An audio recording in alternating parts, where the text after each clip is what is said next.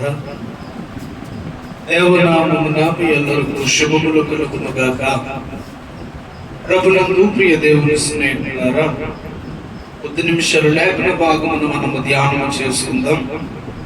వాక్యము త్వరగా చదవండి, ఆలస్యము లేకుండా. మత్తయి సువార్త 28వ అధ్యాయము, మత్తయి సువార్త 28వ అధ్యాయము 6వ వచన భాగం చదువుకుందాం. ఆయన ఇక్కడ లేడు, తాను చెప్పినట్టే ఆయన లేచి ఉన్నాడు. ప్రార్థన. మహాపరిశుద్ధుడవును ప్రేమ కలిగిన తండ్రి, ఈ పునరుత్థానాదివారపు ఆరాధన కార్యక్రమములో మమ్మలను నిలవబెట్టి అద్భుతమైనటువంటి రీతిగా ఇప్పటి వరకు పాటల ద్వారా, ఆరాధన ద్వారా, మొదటి వాక్యవర్గము ద్వారా మీరు మాట్లాడి మరొక పర్యాయం ఎన్నిక లేని వాడును, ఎందుకు పనికిరాని వాడునైనా నాకు కొద్ది నిమిషాలు ఆయన నన్ను మరుగుపరుచుకుని మాటలు తెలియచేయమని, చదువుబడిన లేఖన భాగమును వివరించడానికి జ్ఞానమును కలుగు చేయమని క్రీస్తు వారి ద్వారా అడిగి వేడుకుంటున్నాను పరమ తండ్రి, ఆమేన్. ప్రభునందు ప్రియ దేవుని స్నేహితులారా, లేఖన భాగములో చదువుకున్న మాటను మనము చూడగలిగినట్లయితే అక్కడ వ్రాయబడిన మాట, ఆయన ఇక్కడ లేడు, తాను చెప్పినట్టు ఆయన ఏమయ్యాడట? లేచి ఉన్నాడు. ఆఖరి మాట ఏంటండి? లేచి ఉన్నాడు. ఈరోజు నా ధ్యానాంశము లేచి. ప్రియమైనటువంటి వారు ఆలోచన చేయగలిగినట్లయితే, తాను చెప్పినట్లుగా ఆయన లేచి ఉన్నాడు అని ఎవరితో మాట్లాడుతున్నారు? ప్రియమైనటువంటి వారు లేఖన భాగములో మనము చూడగలిగినట్లయితే, మదలేనా మరియా అనబడిన ఒక స్త్రీ ఆ యొక్క సమాధి వద్దకు వెళ్ళి సమాధి దగ్గర యేసుని చూడడానికి వెళ్ళినప్పుడు సమాధిలో ఆయన లేడు. ప్రియమైనటువంటి వారు ఆలోచన చేయగలిగినట్లయితే, లేఖన భాగము మనతో మాట్లాడుతున్నటువంటి మాట, దూత ఆమెతో మాట్లాడుతూ, ప్రియమైనటువంటి వారు ఆయన ఎక్కడ లేడు, మరెక్కడున్నాడు? ఆయన తాను చెప్పిన విధముగా తిరిగి లేచినట్లుగా ఈ వాక్యం వింటున్నటువంటి వారులారా, ఎందుకు ఈ మాట మీకు తెలియపరుస్తూ ఉన్నాను అని మనము ఆలోచన చేయగలిగినట్లయితే, యేసు క్రీస్తు ప్రభుల వారిని ఆ యొక్క రోమా ప్రభుత్వము యేసు క్రీస్తు ప్రభుల వారిలో ఏ నేరము, ఏ తప్పు లేనప్పటికీ కూడా ఆయనను మరణానికి గురి చేసి, మరణమునకు ప్రేమైనటువంటి వాళ్ళ అప్పగించి సిలువ వేసి ఆయనను చంపి, ప్రేమైనటువంటి వాళ్ళ ఒక సమాధిలో, ఒక రాతి గుహలో ఆయనను బంధించినప్పుడు, అదే విధముగా ఆయన ఉన్నటువంటి సమాధికి ఒక అడ్డురాయిని నిర్మించి ఆ రాయి వద్ద సైనికులను ఏర్పాటు చేసినట్లుగా లేఖన భాగములో మనము చూడగలుగుతూ ఉన్నాం.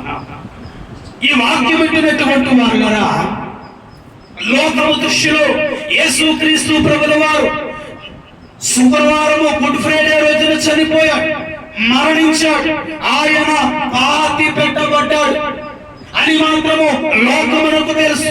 కానీ యేసు క్రీస్తు ప్రభుల వారు ప్రియమైనటువంటి వారు ఈస్టరుగా ఆదివారమున ఆయన తాను చెప్పిన విధముగా, ఏ విధముగా నేను మరణిస్తాను అదే విధముగా నేను తిరిగి లేస్తాను అని దేవాది దేవుడు చెప్పిన మాటలు మనము చూడగలిగినట్లయితే, లోకమంతా అనుకుంది యేసు క్రీస్తుని శిక్షించాం, యేసు క్రీస్తుని చంపేశాం, యేసు క్రీస్తుని మరణానికి గురి చేశాం, యేసు క్రీస్తును కొరడాలతో కొట్టాం, యేసు క్రీస్తును అవమానపరిచాం, యేసు క్రీస్తును గాయపరిచాం అనుకున్నారు ప్రేమైనటువంటి వారరా. కానీ జీవము కలిగిన దేవుడు ఎక్కడైతే అవమానపరచబడ్డాడో అక్కడే ప్రేమైనటువంటి వారరా మృత్యుంజయుడిగా తిరిగి లేచినట్లుగా లేఖన భాగంలో మనము చూడగలుగుతూ ఉన్నాం. యేసు క్రీస్తు ప్రభుల వారు లేచి ఉన్నాడు. నీవు నేను ఎలా ఉన్నాం? ప్రియమైనటువంటి వారరా, యేసు క్రీస్తు ప్రభువు లేచి ఉన్నాడు. లేఖన భాగం మనతో మాట్లాడుతూ ఉన్నట్లుగా రోమా సైనికులైన వారు బంధించిన ఆ సమాధి యేసు క్రీస్తు ప్రభువుని అందులో ఉంచుకోలేకపోయింది. ప్రియమైనటువంటి వారు అడ్డుగా ఉన్న రాయి ఆయనను బంధించి ఇచ్చలేకపోయింది. మరణము అనబడినటువంటిది యేసు క్రీస్తు ప్రభుల వారిని మృంగి వేయలేకపోయింది. ప్రియమైనటువంటి వారు మరణముపై విజయాన్ని సాధించి మృత్యుంజయుడిగా తిరిగి లేచిన వాడిగా లేఖన గ్రంథములో మనము చూడగలుగుతూ ఉన్నాము కదా. యేసుక్రీస్తు ప్రభువులో అంగీకరించిన మనము, యేసుక్రీస్తు ప్రభువులో రక్షణ వాక్యమును పొందుకున్న మనము, యేసుక్రీస్తు ప్రభువులోనికి ప్రేమైనటువంటి వారు అడుగు పెట్టి అనేకమైనటువంటి రీతిగా ఆయనను ఆరాధనల చేత, స్తుతిగానాల చేత, ప్రార్థనల చేత మహిమపరుస్తూ ఉన్న మనము, యేసుక్రీస్తు ప్రభుల వారు తాను చెప్పిన విధముగా ఏ విధముగా తిరిగి లేచాడో క్రైస్తవ సమాజంలో ఉన్న ప్రతి క్రైస్తవుడు కూడా లేచి నిలబడేవాడిగా మారాలి. ఎదికి మాటలు చెప్తూ ఉన్నాను. ప్రేమైనటువంటి వారు ఆలోచన చేయగలిగినట్లయితే ఆయన ప్రేమైనటువంటి వారు లేచి నిలబడ్డాడు. లేఖన భాగము మనతో మాట్లాడుతూ ఉన్నట్లుగా యేసుక్రీస్తు ప్రభుల వారు ఇహలోకమునకు నరావతారిగా వచ్చి వేసి ఆయన వచ్చినప్పుడు ఇదిగో ఈ స్వార్థ పనిని జరిగించడానికి మరి కొంతమంది నాకు శిష్యులుగా ఉన్నట్లయితే మంచిది, బాగుంటుంది, విస్తారమైనటువంటి ప్రజలకు సువార్తను ప్రకటించవచ్చు అన్న భావముతో ప్రేమైనటువంటి వారు ఎందరినో ఏర్పాటు చేసుకున్నాడు. కానీ 12 మంది మిగిలారు. ఆ 12 మందిలో కూడా ప్రేమైనటువంటి వాళ్ళ 11 మంది నిలబడ్డారు. అర్థమవుతుందా వాక్యం? ప్రేమైనటువంటి వారు ఎంతమంది నిలబడ్డారు అంటే 11 మాత్రమే నిలబడ్డారు. 12వ వాడు ఏమైపోయాడు అంటే నిలబడలేకపోయాడు. ఎందులో నిలబడలేదు? శిష్యత్వంలో నిలబడలేదు. ఎందులో నిలబడలేదు? యేసు ఇచ్చిన అభిషేకములో నిలబడలేదు. ఎందులో నిలబడలేదు? ప్రేమైనటువంటి వారా లేఖన భాగములో మనము చూడగలిగినట్లయితే యేసుక్రీస్తు ప్రభుల వారు ఏర్పాటు చేసిన 12 మంది శిష్యులకు 12 తవల సింహాసనములు పరలోక రాజ్యములో ఏర్పాటు చేయబడ్డాయి. 11 మందిగా ఉన్నటువంటి ఈ శిష్యులు ఆ సింహాసనాన్ని దక్కించుకున్నారు. యోధా అనబడినటువంటి వాడు సింహాసనములో నిలబడలేకపోయాడు. లేఖన భాగమును మనము చాలా జాగ్రత్తగా ఆలోచన చేయగలిగినట్లయితే ఇస్కరియోతు యోధా శిష్యత్వములో నిలబడలేకపోవడానికి గల కారణము అపవాదిగాడు అనబడినటువంటి వాడు ఇస్కరియోతు యోధాను నిలబడనివ్వలేదు. ఈ వాక్యం వింటున్నటువంటి వారు ఆలోచన చేయగలిగినట్లయితే దేవుని వాక్యం అంటావు ఇస్కరియోతు యోధా నిలబడలేకపోయావు. మరి ఈ దినాన నీవు నిలబడిన వాడిగా ఉన్నావా? ప్రేమైనటువంటి వాళ్ళ ఆలోచన చేయగలిగినట్లయితే గెహాజీని మనము చూడగలుగుతూ ఉన్నాం. గెహాజీ ఎవరు అనంటే ఒక ప్రవక్త వద్ద ప్రవక్తీకరణ పొందడానికి ప్రేమైనటువంటి వాళ్ళ విద్య తీసుకుంటూ ఉంటున్నాడు. ప్రవక్త అనగా ఆషామాషి విషయము కాదు. దేవుడే స్వయముగా ప్రవక్తతో మాట్లాడి ఓ ప్రవక్త ఇదిగో అని చెబితే దేవుడు ఏది చెబితే అది అందించేవాడే ప్రవక్త. గెహాజీ అనబడినటువంటి వాడు ప్రవక్త దగ్గర శిష్యర్గాన్ని పొందుతూ ఉన్నప్పుడు ప్రేమైనటువంటి వాళ్ళ గెహాజీ తర్వాత ఎలాంటి వాడు అంటే ప్రవక్త. కానీ గెహాజీని ప్రవక్తగా ఉంచిందా అని అంటే ఉంచలేకపోయింది. ప్రవక్తగా నిలబడ్డాడనంటే నిలబడలేకపోయాడు. ఏది ప్రవక్తను ప్రేమైనటువంటి వాళ్ళ గెహాజీని ప్రవక్తగా నిలబడలేక పెట్టింది అని అంటే ధనము అనబడిన ఆశ. ఏ ఆశ అండి? ధనము అనబడిన ఆశ గెహాజీని ఎందులో నిలబడనివ్వలేదు. నా మాటలు అర్థమవుతున్నాయా? ప్రియమైనటువంటి వారు ప్రవక్త అయిన ఎలీషా వద్ద సేవకుడు ఎవరండి? గెహాజీ ఎవరి దగ్గర సేవకుడట? ప్రవక్త అయిన ఎలీషా వద్ద సేవకుడుగా ఉంటూ ప్రియమైనటువంటి వారు భక్తిహీనతతో నామాను నుండి ప్రేమైనటువంటి వారు నయమాను నుండి ఏమి కోరుకున్నాడు అని అంటే ఏం కోరుకున్నాడు? తన ప్రవక్త అయిన ఎలీషా వద్దనుకున్న బంగారాన్ని, ధనాన్ని, ఆస్తిని, పాస్తిని అతడేమనుకున్నాడు? కోరుకున్నాడు. ప్రేమైనటువంటి వారు ఎలీషా ప్రవక్త దగ్గర శిష్యత్వాన్ని పొందుతున్నటువంటి ఈ గెహాజీ ఎలీషా తర్వాత ప్రవక్తగా మారేవాడు. కానీ ఎలీషా ప్రేమైనటువంటి వారు తదుపరి గెహాజీ ప్రవక్తగా మారడానికి ప్రవక్తగా ఉంచిందా అని అంటే ఆలోచన చేయగలిగినట్లయితే ప్రవక్తగా నిలబడనివ్వలేదు. ఎవరు? అపవాది. ఏ రూపంలో వచ్చింది గెహాజీని పాడు చేయడానికి అంటే నయమాను ఇచ్చిన ధనముతో. ఈ వాక్యం వింటున్నటువంటి వాళ్ళ యేసుక్రీస్తు ప్రభువుని నిలబెట్టడానికి, లేచి నిలబడడానికి ఆయన బంధించిన ఆ ఆ సమాధి ఆయనను బంధించలేకపోయింది, మరణము ఆయనను బంధించలేదు. ఇష్టమైనటువంటి వారు రోమా సైనికులు కట్టినటువంటి ఆ గొలుసులు ఆయనను బంధించి ఉంచలేవు.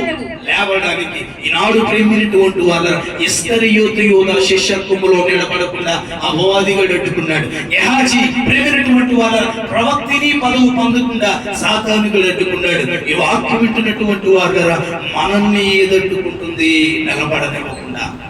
త్వరగా ముగిస్తున్న మాట్లాడు ప్రేమినటువంటి వాళ్ళ ఆలోచన చేయగలిగినట్లయితే లేఖన గ్రంథములో మనము మాట చూద్దాం. మీకా గ్రంథము 7వ అధ్యాయము 7వ అధ్యాయము 8వ వచనాన్ని ఒకసారి చదువుకుందామా? మీకా గ్రంథము 7వ అధ్యాయము 8వ వచనం. ఓ నా శత్రువా, నా మీద అతిశయపడుతూ ఉన్నావు, నేను క్రింద పడినను తిరిగి లేతును, నేను క్రింద పడినను తిరిగి లేతును. ఓ నా శత్రువా, నీవు నా మీద అతిశయపడుచున్నావు.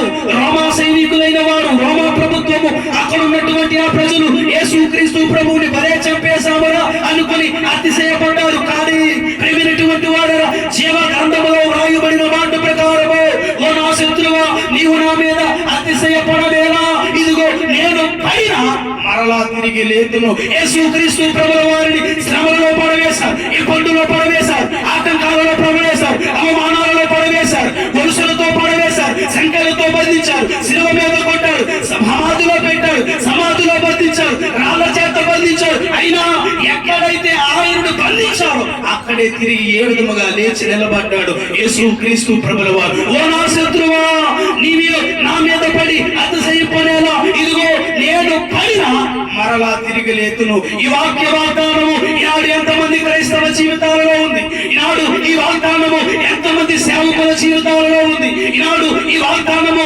ఎంతమంది యాజకులలో ఉంది. ప్రియమైనటువంటి వారు, లోకమంతా సాతాను వాడు పెట్టిన నెట్వర్క్ ద్వారా కానీ, లోకమంతా సాతాను వాడు పెట్టిన ఆ యొక్క రంగులకు కానీ, లోకమంతా సాతాను వాడు పెట్టిన ఆ యొక్క వలయాలకు కానీ, లోకమంతా సాతాను వాడి ఇచ్చిన ఆ ధనానికి కానీ, ఆ ఆశలకు కానీ పడిపోయేవాడే కానీ మరలా తిరిగి లేచి నిలబడేవాడు లేని లోకంలో. ప్రేమినటువంటి వారు, అందుకని లేచి నిలబడాలి క్రైస్తవ సమాజం అని యేసుక్రీస్తు ప్రభుల వారు 3వ దినాన తిరిగి లేచాడు. ప్రేమినటువంటి వారు, మరి ఈనాడు నీవు పడిపోయిన వాడిగా ఉన్నావా, లేచి నిలబడిన వాడిగా ఉన్నావా? ఆలోచన చేయగలిగినట్లయితే మీకా ప్రవక్త అంటున్నాడు, ఓ నా శత్రువా, నీవు నా మీద అతిశయపడనేలా, నేను క్రింద పడిన మరలా తిరిగి లేతును. లెగగలుగుతున్నావా? ఈ వాక్యం వింటున్నటువంటి వారు లెగగలుగుతున్నావా? యోధా పడిపోయాడు, లేచాడా అంటే లెగలేదు. గెహాజీ పడిపోయాడు, లేచాడంటే లెగలేదు. లెగకుండా చేసింది ఏంటంటే అపవాది గాడి యొక్క క్రియలు. ప్రేమినటువంటి వారు, ఈనాడు నిన్ను లేకుండా ఏది చేస్తుందో ఒకసారి ఆలోచన. దేవుని వాక్యము నీతో నాతో సూటిగా మాట్లాడుతూ ఉంది. ప్రేమినటువంటి వారరా, ఓ నా శత్రువా, నేను పడినను మరలా తిరిగి లేదు. ఆలోచన చేయగలిగినట్లయితే ప్రేమినటువంటి వారరా, దావీదు అనబడిన ఒక ప్రేమినటువంటి వారు రాసున్నాడు. ఆ దావీదు ప్రేమినటువంటి వారు యేసుక్రీస్తు ప్రభువుని అంగీకరించిన వాడిగా, అంతకు ముందును కూడా అతడు అడవిలో ఉన్నప్పటికీ, ఏ స్థితిలో ఉన్నప్పటికీ, ఎలాంటి పరిస్థితుల్లో ఉన్నప్పటికీ యేసుక్రీస్తు ప్రభుల వారిని ఆరాధించాడు, మహిమపరిచాడు, కీర్తించాడు, ఘనపరిచాడు. ఎన్ని సమస్యలు వచ్చినా మరలా తిరిగి లేచాడు. అయితే ఒకానొక దినాన ప్రేమినటువంటి వారు రాజుగా సింహాసనం మీద కూర్చున్నప్పుడు, రాజుగా అధికారాన్ని చేపట్టినప్పుడు, అప్పటి వరకు యేసుక్రీస్తు ప్రభువుని ముమ్మారు రోజుకు ప్రేమినటువంటి వారు అనేక పర్యాయాలు దేవుని ఆరాధిస్తూ ఉన్న ఒకానొక సమయంలో దావీదు పడిపోయాడు. ప్రేమినటువంటి వారు ఎక్కడ పడిపోయాడు? లేఖన భాగం మనతో మాట్లాడుతూ ఉంది. ప్రియమైనటువంటి వారరా, ఆలోచన చేయగలిగినట్లయితే దావీదు భక్తిపరుడైనటువంటి వాడే ఒకానొక సమయములో బెత్షెబా విషయములో పడిపోయినప్పటికీ, కానీ నేను చేసింది తప్పు, నా దేవునికి విరుద్ధముగా నేను పాపం చేశాను, నా దేవుని దృష్టికి నేను నీతిమంతుడను కాను, నా దేవుని దృష్టికి నేను పాపములో పడిపోయాను, నా దేవుని దృష్టికి ఇదిగో ఒక స్త్రీ మేడ మీద నుండి ఆయన చూసినప్పుడు ఎలా చూచాడు అంటే, స్నానము చేస్తూ ఉండగా చూసినప్పుడు పాపములో పడ్డాడు. అయితే పాపములో పడిపోయిన దావీదు పడిపోయిన వాడిగా లేడు. అర్థమవుతున్న ప్రేమైనటువంటి వారు, దావీదు అంతటి వాడే పడిపోయిన స్థితిలో దావీదు లేడు. తన తప్పును తెలుసుకొని పశ్చాత్తాపడిన వాడే మరలా తిరిగి లేచినట్లుగా లేఖన భాగములో మనము చూడగలుగుతూ ఉన్నాం. ఈ వాక్యం వింటున్నటువంటి వారులారా, ఎందుకని మరలా లేవలేకపోతున్నావు? ఎందుకని పడిన జీవితంలో నుండి మరలా తిరిగి లేవలేకపోతున్నావు? దేవుని వాక్యము మనతో మాట్లాడుతూ ఉన్నటువంటి మాట. ప్రేమైనటువంటి వారు ఆలోచన చేయగలిగినట్లయితే, పేతురు అనబడినటువంటి ప్రేమైనటువంటి వారు శిష్యుడు ఉన్నాడు. అయితే యేసు క్రీస్తు ప్రభువుని సొంత రక్షకునిగా అంగీకరించి యేసు ప్రభువుతో తన జీవితాన్ని కొనసాగించుకుంటూ యేసు క్రీస్తు ప్రభువుతో ఆయన యొక్క అడుగులు చాడలలో నడుస్తూ ఉన్నటువంటి పేతురు గారే ప్రేమైనటువంటి వారు యేసు క్రీస్తు ప్రభువు దగ్గర శిష్యరికాన్ని తీసుకున్న పేతురు గారే ఒకానొక దినాన యేసు క్రీస్తు ప్రభుల వారిని సిలువ వేస్తూ ఉన్నప్పుడు పేతురు గారు ముమ్మారు అబద్ధమాడి ప్రేమైనటువంటి వారు విశ్వాసములో పడిపోయినట్లుగా, భక్తిలో పడిపోయినట్లుగా, ప్రార్థనలో పడిపోయినట్లుగా, ప్రేమైనటువంటి వారు నమ్మకములో పడిపోయినట్లుగా పేతురు గారిని మనము చూడగలుగుతూ ఉన్నాం. పేతురు గారు ముమ్మారు అబద్ధమాడి పడిపోయిన పడిపోయిన జీవితంలో లేడు.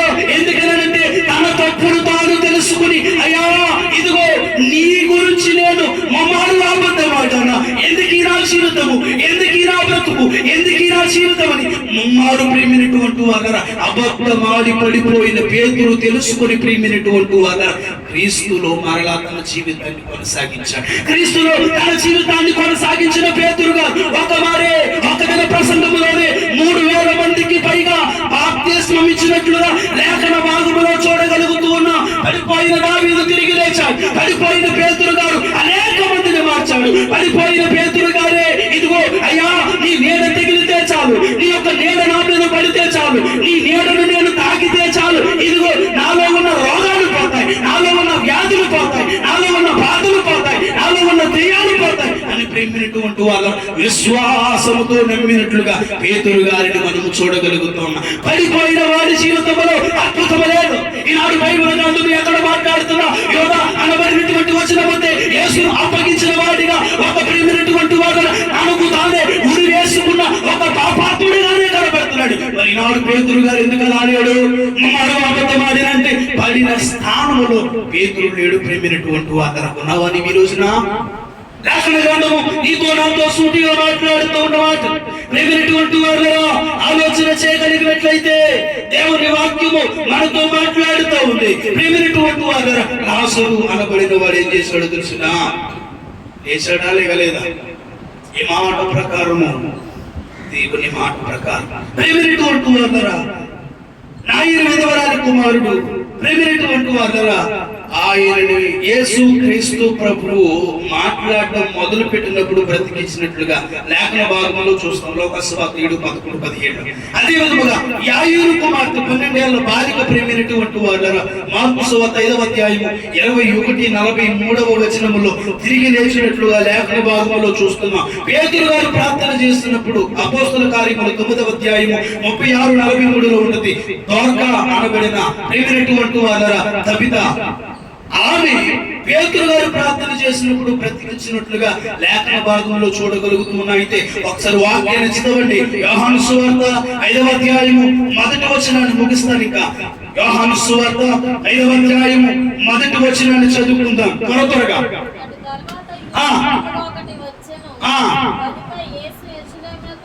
యేసు యెరూషలేమునకు వెళ్ళెను.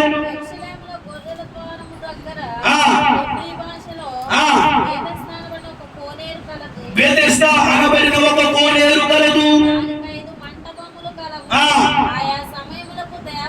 ఆయా సమయములకు దేవదూత ఆ కోనేటిలో దిగి నీళ్లు కదిలించుటగలదు. నీళ్లు కదిలింపబడిన పిమ్మట మొదట ఎవడు దిగును వాడు ఎట్టి వ్యాధి గలవాడనైనా సరే బాగుపడును. కనుక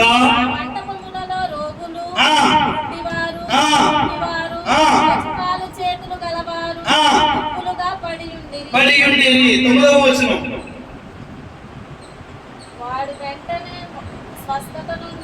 ఎవరు వాడు వెంటనే స్వస్థత నుండి తన పొరుపునెత్తుకొని ఎలా అండి?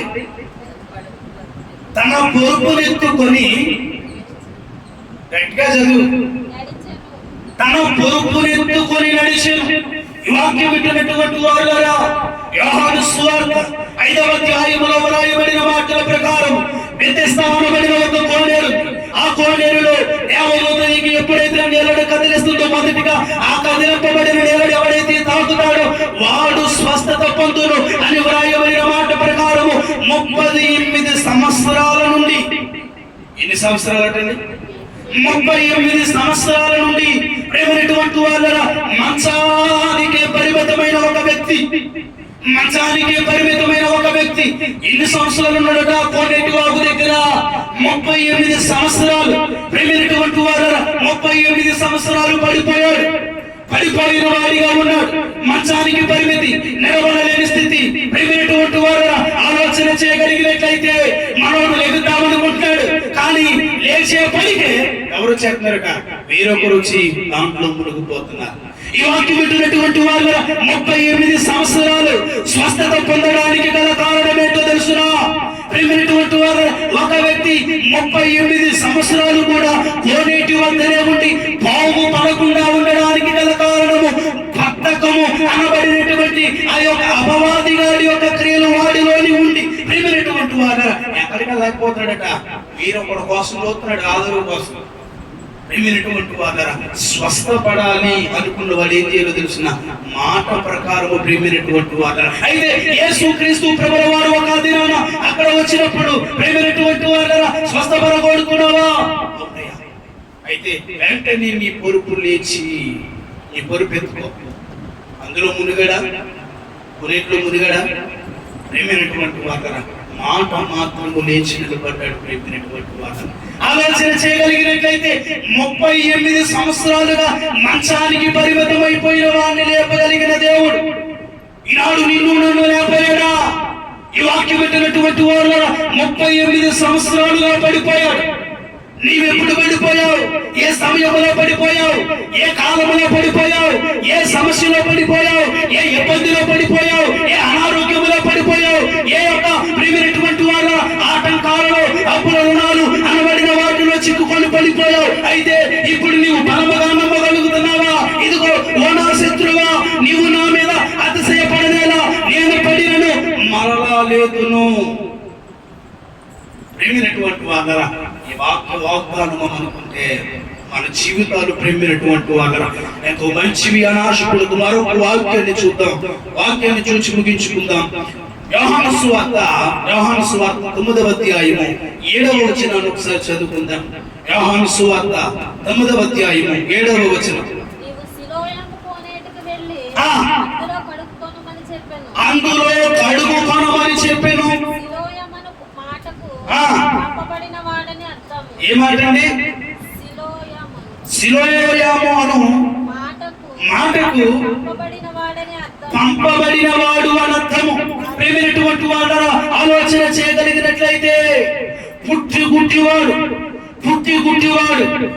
గుడ్డివాడు యేసుక్రీస్తు ప్రభువు వారి యొక్క మాట ద్వారా ప్రేమైనటువంటి వారు మంటితో కళ్ళకు పూసి సిలోము అనబడిన కోనేటిలో నీ కళ్ళను కడుగుకోవడము అనగా ప్రియమైనటువంటి వారురా అతడు వెంటనే కడుగుకొనగాని చూపు పొంది లేచి నిలబడినట్లుగా లేఖన భాగములో మనము చూడగలుగుతూ ఉన్నాం. సిలోము అనగా ఏంటంటే అర్థం పంపబడినవాడు.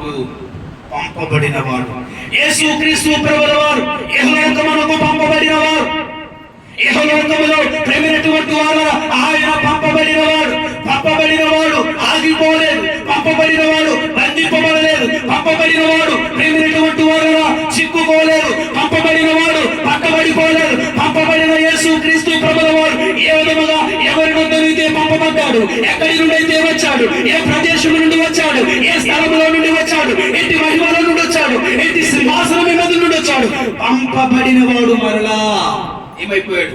అదే స్థానములోనికి వెళ్ళాడు. ప్రేమైనటువంటి వారు వాక్యాన్ని ముగిస్తున్నాను. ఓ నా శత్రువా, నీవు అతిశయింపనేలా నేను పడినా నేను పడినా మరలా ఏం చేస్తానట, తిరిగి లేచేదను. ఈ వాక్యం వింటున్నటువంటి వారు పడిపోయిన స్థితిలో కాదు మనం ఉండేది. యేసుక్రీస్తు ప్రభుల వారు మొదట మాట్లాడిన మాట ప్రకారము ఆయన ఎక్కడ లేడు, ఆయన ఎక్కడ లేడు. ఆయన చెప్పిన విధముగానే ఆయన తిరిగి లేచి ఉన్నాడు. ఈ వాక్యం వింటున్నటువంటి వారు ఎక్కడ పడిపోయావు, ఏ స్థితిలో పడిపోయావు, ఏ సమస్యలో పడిపోయావు, ఏ శోధనలో పడిపోయావు, ఏ ఇబ్బందిలో పడిపోయావు, ఏ అపవాయాలలో పడిపోయావు, ఏ పాపములో పడిపోయావు, ఏ లోకములో పడిపోయావు, పడిన చోట నీవు ఉన్నట్లయితే నమ్ముకున్నా ఇప్పుడు వారు నామానికి అవమానకరము, నమ్ముకున్నా ఆ యొక్క క్రీస్తుకు అవమానకరము, పొందుకున్న ఆ బాప్తిస్మానికి అవమానకరము. కానీ ఎప్పుడైతే ఎక్కడ పడిపోయావో అక్కడ మరలా తిరిగి లేవనెత్తగలిగిన వాడు నీ నా దేవుడు కనుక పడిన స్థానంలో ఉండకుండా, పడిపోయిన చోట ఉండకుండా, పడిపోయిన జీవితంలో ఉండకుండా, ఎక్కడైతే పడిపోయామో భక్తులో పడిపోయామో మరలా అదే భక్తులు కొనసాగించే వారిగా ఉండాలి. ఇది వరకు ఎంతో పాటలు పాడేవాడిని, ఇప్పుడు ఎందుకు మారలేకపోతున్నావు? పడిపోయావు భక్తులు. ప్రేమైనటువంటి వాళ్ళ ఆలోచన చేయగలిగినట్లయితే పడిన చోట ఉంటే విలువ లేదు. ఆలోచన చేయగలిగినట్లయితే ఇది వరకు బాగా ప్రార్థన చేసేదాన్ని, ఇప్పుడు ఎందుకు చేయలేకపోతున్నావు? పడిపోయావు. ఇది వరకు బాగా మోకాలు వేసేదాన్ని, ఇప్పుడు ఎందుకు వేయలేకపోతున్నావు? పడిపోయావు. ఇది వరకు మందిరాన్ని మానేవాడిని కాదు, ఇప్పుడు ఎందుకు మానేస్తున్నావు? పడిపోయావు. ఏది చేసేటప్పుడు దానిని మానేసిన ఎడల అది పడిపోయిన పతనానికి గుర్తు. పడిపోయిన చోట ఉంటే ప్రేమినటువంటి వారు గెహాజీ కోల్పోయినట్లుగా, యోనా కోల్పోయినట్లుగా, సంసోను కోల్పోయినట్లుగా ప్రేమినటువంటి వాళ్ళ ఆలోచన చేయగలిగినట్లయితే ఎలాగున్న కోల్పోయిన వారు అనేకులు ఈ స్థానంలో ఆలోచించండి సార్. ప్రేమైనటువంటి వారు ఆకాశములు పట్టజాలని దేవుడు ఈ లోకములకు పంపబడిన రీతిగా ఆయన ఏ విధముగా పునరుత్థానపు ఆదివారపు ఆరాధనలో ఏ విధముగా ఆయన తిరిగి లేచాడు. ఈ వాక్యం వింటున్నటువంటి వారు ప్రతి క్రైస్తవుడు లేచి నిలబడేవాడిగా ఉండాలి. ఎందుకని ఈ మాట చెప్తున్నాను అంటే ఆయన లేచిన ప్రకారము మనము కూడా లేచిన వారమైతే మనము అన్యోన్య సావాసము గలవారము. ఆయన రెండవ రాకడలో వచ్చినప్పుడు నీవు పడుకుంటే లేచి నిలబడేవాడు కావు, పడిపోయి ఉంటే ఎత్తబడేవాడు కావు, కూర్చుని ఉంటే ఎత్తబడేవాడు కావు. ఎలా ఎత్తబడతావు అంటే నీ భక్తి జీవితములో లేచి నిలబడినప్పుడు, నీ ప్రార్థన జీవితంలో లేచి నిలబడినప్పుడు, నీ విశ్వాస జీవితంలో లేచి నిలబడినప్పుడు ప్రేమినటువంటి వారు ఎగిరి వెళ్ళిపోయేవాడిగా ఉంటావు. యేసు క్రీస్తు ప్రభుల వారు 2026 సంవత్సరాల క్రితం పునరుత్థానం అయితే నీవు నేను రెండవ రాకడలో పునరుత్థానం అవుతావు బాబమ్మా. ప్రేమైనటువంటి వారు యేసు క్రీస్తు ప్రభువు 2026 సంవత్సరాల క్రితం పునరుత్థానం పొందితే నీవు నేను రెండవ రాకడలో పునరుత్థానం పొందుకోవాలి. ప్రేమైనటువంటి వారు అలా పునరుత్థానములో నీవు నేను కూడా తిరిగి లేవాలి అని అంటే లేచి నిలబడాలి. ఎలా నిలబడాలంటే లేచి నిలబడాలి. నిలబడ్డావా? పడిపోయావా? ఆలోచించి ఒకసారి.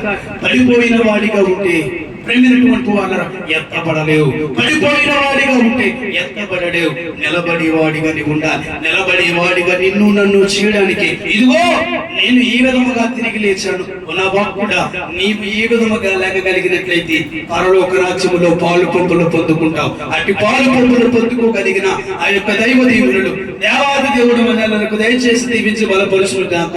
ఆమె ప్రార్థన పరిశుద్ధుడు ఉన్న ప్రేమ కలిగిన తండ్రి, పడిపోయేవాడిగా కాకుండా ఆయన నిలబెట్టేవాడిగా నీవు నన్ను మార్చమని, పడిన స్థానములో ఉండకుండా, పడిపోయిన వాడిగా ఉండకుండా, బంధింపబడిన వాడిగా ఉండకుండా, చెరలో ఉన్న వాడిగా ఉండకుండా, విడుదల పొందిన వాడిగా నన్ను మార్చిన ఆయన అలనాడు నీవు ఏ విధముగా పునరుత్థాన మహిమను పొందావో ఈ రెండవ రాకడలో మేము కూడా ఎగిరి వెళ్ళిపోగలిగిన మహిమను పొందుకోవడానికి నిలబడిన వారిగా, లేచిన వారిగా మేము ఉండడానికి నీ కృపను చూపించి దీవించి బలపరచమని మా ప్రభువును రక్షకుడైన యేసు క్రీస్తు ప్రభుల వారి ద్వారా అడిగి వేడుకుంటున్నాను పరమ తండ్రి.